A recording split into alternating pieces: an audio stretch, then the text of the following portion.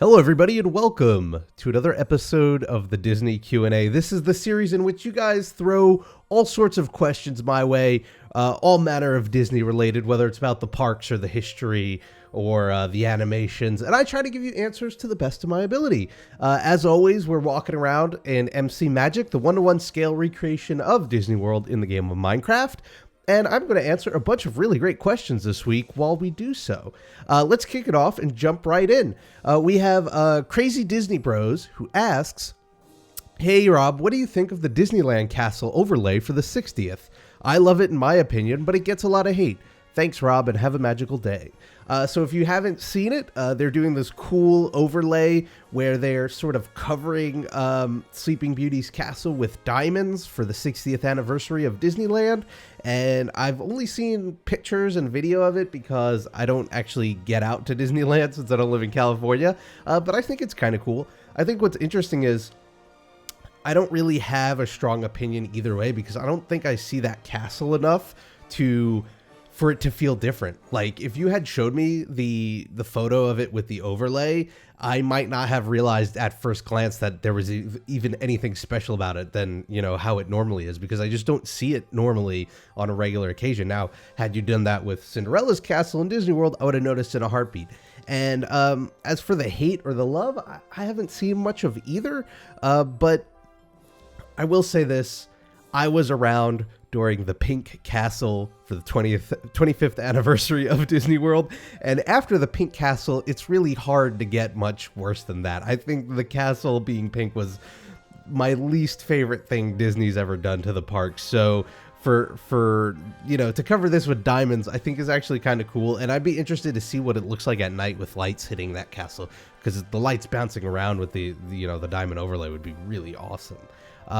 Great question though, and it's cool that they're doing this for the 60th anniversary. Our next question comes from Lynn Ashley Ward, who asks, seeing as how it has become such a large part of the Disney community, what is your opinion on Disney bounding? So if you're unfamiliar with what Disney bounding is, it's cool because it's kind of like cosplaying, but it's not. And I guess if you're not familiar with cosplaying, it's the idea of dressing up like a character. Cosplaying is when you get into costume. It's costume play, right? Whereas Disney bounding is a lot more subtle than that. It's less of, you know, wearing a direct costume of a character and more of wearing a seemingly normal outfit, but designed and with a color scheme that represents or resembles a Disney character.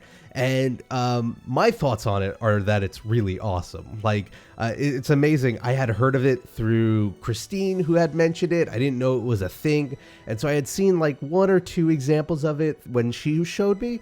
But then, you know, when Keith Lappenig introduced me to all these other Disney YouTubers like Sarah Snitch, I saw the extent of Disney bounding, and it's amazing how much talent there is with that hobby, because you're just dressing, you know, you're dressing normally, but you're doing so in a way that when you put them side by side to a photo of a character, like the resemblance is there.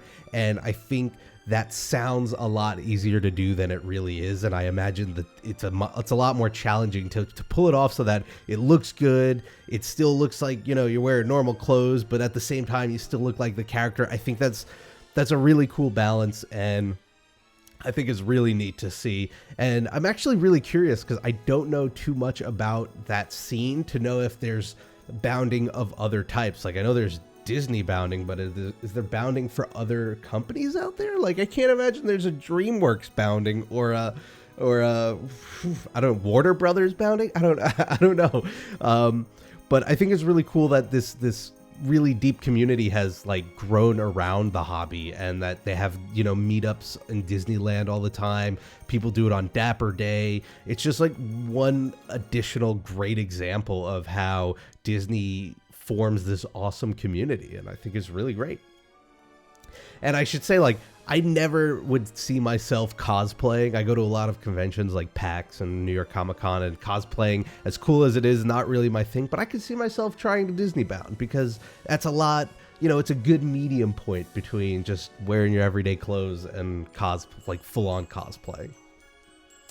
Our next question comes from Jordan Mann, who asks, Disney has seen your film expertise on your channel. They also need to control crowds because sometimes they get to the max with people. So Disney asks you to show the people with advertisements why they should visit the other parks instead. What would be the ad for each park and water parks? Good question. So I think I'm not going to answer your question the way you want me to, because I think the answer lies elsewhere. And I think this is what's really cool with things like the My Magic Band system, because Disney's going to be using that data. You know, everybody acts like it's this George Orwell, you know, sort of future. Disney with these wristbands, they're tracking your movement. And the thing is, yeah, they are tracking your movement in the parks, but the reason they're doing that is so that they can take that data and figure out better ways to balance crowds and sort of organize their parks so that they can say, look, we see everybody's going to Fantasyland because of new Fantasyland. How do we get people to Epcot? I don't think the answer there is advertisements. I think the answer is doing other things, whether it's, you know, heavying up on the extra magic hours in Epcot, you know, doing Epcot more often than the other parks, or, you know, deciding that Epcot attractions are going to be the next ones to refurb so that there's more appeal to go there. I think those are the tricks. It's never going to be something as blatant as showing you an ad to come to Epcot, because I think for a large part, the people coming to Disney World are coming for longer trips and they're coming to go to all of these parks. So they're going to go there eventually. And I don't think you're going to convince somebody to like just go to one park as opposed to the other. So really it's less of a question of sort of blatantly trying to convince somebody to go to another park and more subtly trying to make the other parks more appealing so that there's like an equal level of balance. We just saw New Fantasyland open up, and that's like a big draw for people. But now we're going to see a lot of changes and evolution in Hollywood studios, which is going to sort of, you know, balance off that demand. And maybe they'll both be there, but then you're going to see, you know, Pandora in Animal Kingdom open up. And so it's just a juggling act. And so I think that's really the answer more than like what ad would you show. Also, I think ads they're kind of becoming outdated. A lot of people don't watch ads anymore. But Disney, if you have seen my film expertise and you want me to make some, just, you know, send me an email. Our next question comes from John Gallagher. Hi, Rob. A couple of questions. Disney has a tendency to drag out projects and take their time with them and not do individual new rides. Exception to the Frozen ride in Norway. Do you think Disney will ever begin, hopefully soon, to create more rides and expand the parks one ride at a time? Also, do you think Disney will take the Soarin' style ride and theme it with movies and other parks to bring you into the movie closer than you have ever been before? Interesting. So you have one more question I'll get to, but to get to these first ones, I have noticed that trend too, right? There used to be a time where there was this new ride is open and that new ride is open, but now it's more like New Fantasyland, Star Wars Land, Cars Land, Avatar Land. They're doing whole sections. And I wonder, in part, you know, going back to the last question, does this have to do with, you know, redoing a whole land is going to have a bigger draw for somebody to finally, you know, bite the bullet or you know, pull the trigger and go to Disney that they, you know, they've been planning for a while, or, you know, could it just be that it became a trend that how do you stop that, right? You know, if it's sort of dealing with people's expectations. We just saw New Fantasyland. We're going to see Star Wars Land. We're going to see Pandora. So to go from all of those to, well, here's this one new ride. Maybe they're afraid the public will say that's not enough. Maybe it's just more about creating a unified experience and going, you know what, rather than having, you know, a mishmash of all these separate rides, we have entire lands. That way there's this central theme. Do I ever think they'll do it? It's hard to tell. I have no idea. I think it's anybody's guess, but it is an interesting observation. In regards to Soarin', I feel like they will often take ride vehicles or ride systems and they'll bring them to multiple parks, but I don't think you very often see them multiple times throughout the parks. As much as I would love to see the Soarin' concept elsewhere, and I've talked about that in other videos, I don't think you'll actually see that happen.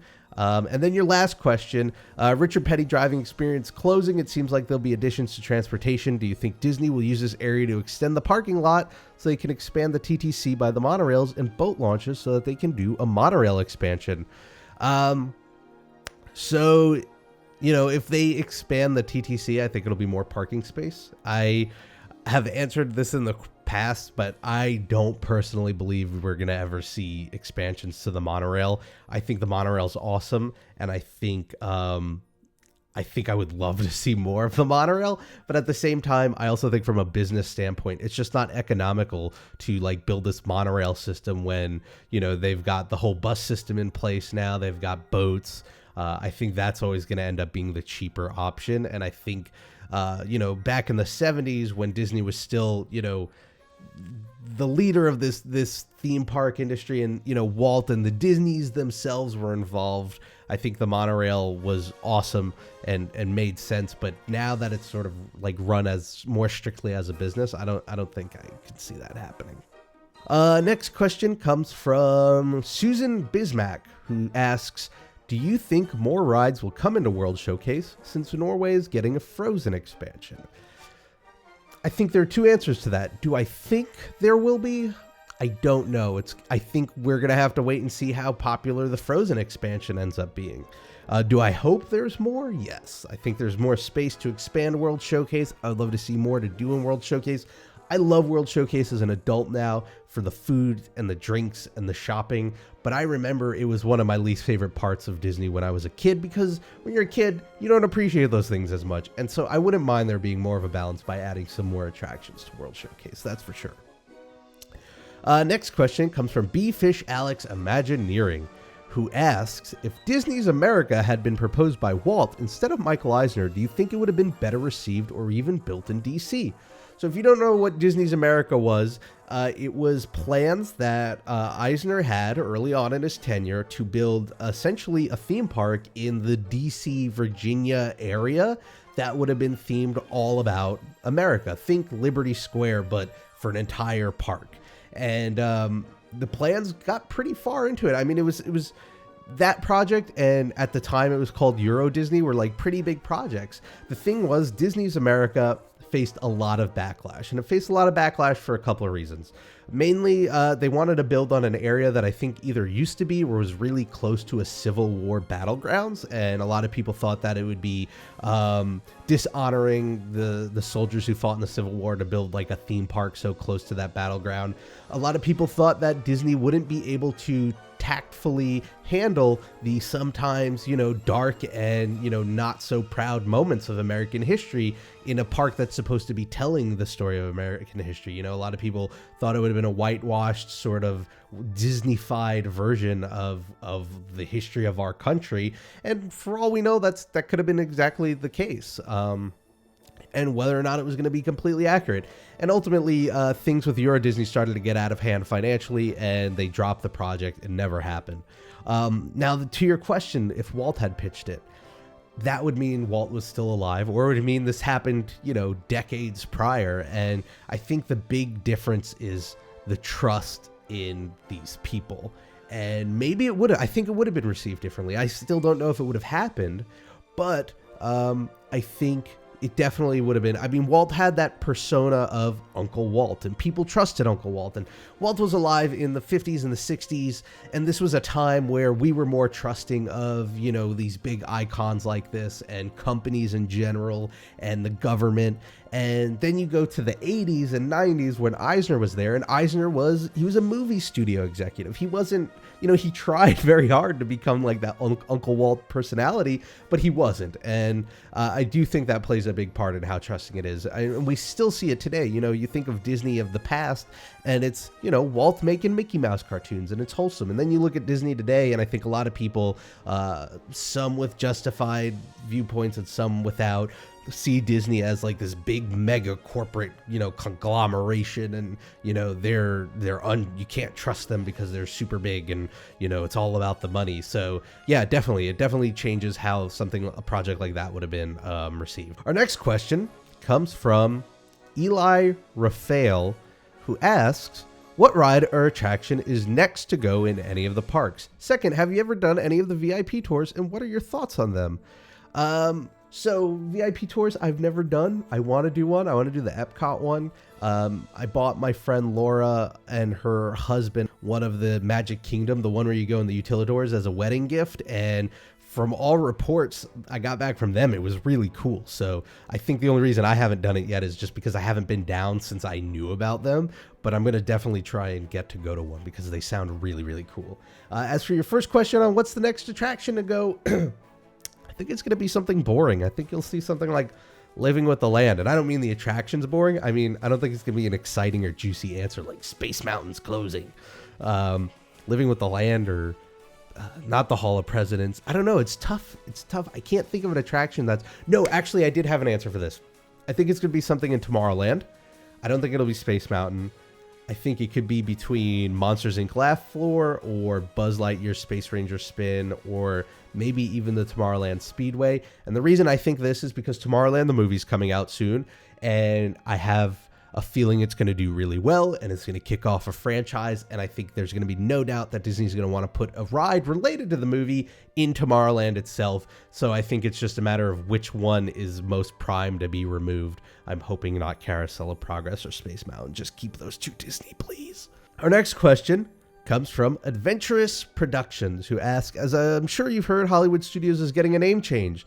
Do you think any other area in Disney can use a name change as well? Parks, water parks, hotels, etc. Thanks. Yes. Dinosaur. I love the attraction. It's a blast. That is a boring name. It's just Dinosaur. Like, you don't even have to change it to something new. Just go back to the original name, Countdown to Extinction. They changed it to Dinosaur so that it would tie in with the movie Dinosaur, which, by the way, is also an awful name for a movie. And then the movie sort of financially like bombed, or it just like it didn't kick off the franchise I think Eisner wanted it to kick off, and it's been forgotten largely. So let's just go back to Countdown to Extinction because that's way more exciting than just Dinosaur. I think it might officially be called Dinosaur Countdown to Extinction now. No, I think it's just Dinosaur. Yeah, just get rid of Dinosaur. That's just such a boring name. Our next question comes from Codzilla94, who says, what do you think the lifetime ban Disney World gave? Do you think the lifetime ban Disney World gave Adam the Woo was harsh? So I looked into this because I didn't know anything about it. And Adam the Woo is a YouTuber who apparently has in the past snuck into areas of Disney that he wasn't allowed to and recorded it to show people what these areas were like. And he apparently got caught and he's been given a lifetime ban from Disney World. So I think there are a couple of ways to approach this. I think that idea of showing off that behind the scenes as a Disney geek is really cool. I'd love to see stuff like that. And I want to talk about a blog in a second that does something like that, or did. That said, Disney still has rules, and you're accepting, you know, it's not like he accidentally snuck into these places. He knew what he was doing. If he was a Disney fan enough to be doing this, he must know that they were harsh enough that they would do that. And you know, you play by those rules, or you don't, and you risk what happens when you get caught. And it's a double-sided sword, I guess you'd say, or I don't know what the right analogy would be, because on one hand, I really do like that there are people who do this because I get to see a part of Disney I otherwise never would. On the other hand, I would never do this because I love Disney so much, I would not want to risk getting banned from that place. And the blog I was talking about is called Mesa Verde Times, and it reminded me of that because it was two people who, when they had heard that Horizons was closing, would start to sneak off the ride vehicle of Horizons and record behind the scenes of the attraction. And it's crazy because this happened at a perfect time where, you know, it was closing, and yet technology allowed them to have the cameras to go around and record it. But at the same time, technology wasn't there yet that you had all these motion sensors, and the ride was at like the lowest valley of its popularity. So they would be able to get on like early in the morning. They would, you know, ride the vehicle a little bit, get out of the vehicle, just wander around all the different sets, taking photos, recording. They weren't doing anything malicious. They weren't like breaking anything or stealing anything. They were solely just, you know, taking archival footage of like a ride they really love that was about to close, and then they would hop back on. And if you go to the blog, it's mesaverdetimes.blogspot.com. They have all the YouTube videos of them sneaking around, and I think that stuff's really cool. But at the same time, I would never do it because I don't want to get banned. And then finally this week, our last question comes from Twitter, Proudview, who says, with Star Wars coming out soon, do you think they will really push to make this Star Wars weekend extravagant? I don't know about this one, but I think future ones. I think it's going to be a tough balancing act for Disney going forward, because previously Disney had Star Wars weekends, and this was a partnership with Lucasfilm. It wasn't because they owned Lucasfilm. At the same time, you have something called Celebration, which actually just started yesterday, and I'm recording this before Celebration, but I believe the new trailer is coming out, and so I'm probably watching it for the 1000th time right now. But that's also a convention all about Star Wars, and so I think it'll be a balancing act of where do they put like the juicy exclusives and the news and the celebrity cameos and things like that. I think we'll have to see, but I definitely think they're going to step it up now that they own the property, because there's just simply more of a reason for them to back it up. It's not so much as they want a successful partnership. Now it's affecting their bottom line. It's good for Disney for Star Wars to do well. Anyway, I want to thank you all for your amazing questions. A lot of great ones this week. I usually have to wait much longer for this amount of great questions to come in, but you guys really threw them my way. If you have a question you want to throw my way, you can leave it in the comments below, or you can let me know on Twitter. I'm at RobPlays. If you want to check out that blog all about Horizons, it's mesaverdetimes.blogspot.com. If you want to learn more about Disney bounding, I would suggest, I'm sure most of you have already, but check out Sarah Snitch's channel. You could find it through, I guess, an annotation I'll throw up there or a link in the description. But also, like, if you look at the Instagram, that's where she does most of it. And I was like totally blown away by all of the amazing Disney bounding going on there. And there are plenty of other Disney bounders out there. It's a huge community. You should definitely look into it. It looks like a lot of fun. Have a great weekend. Whatever you're doing, make the most of it, because it makes it that much better. And I hope to see you all next time for the next episode of the Disney Q&A. Bye, everybody.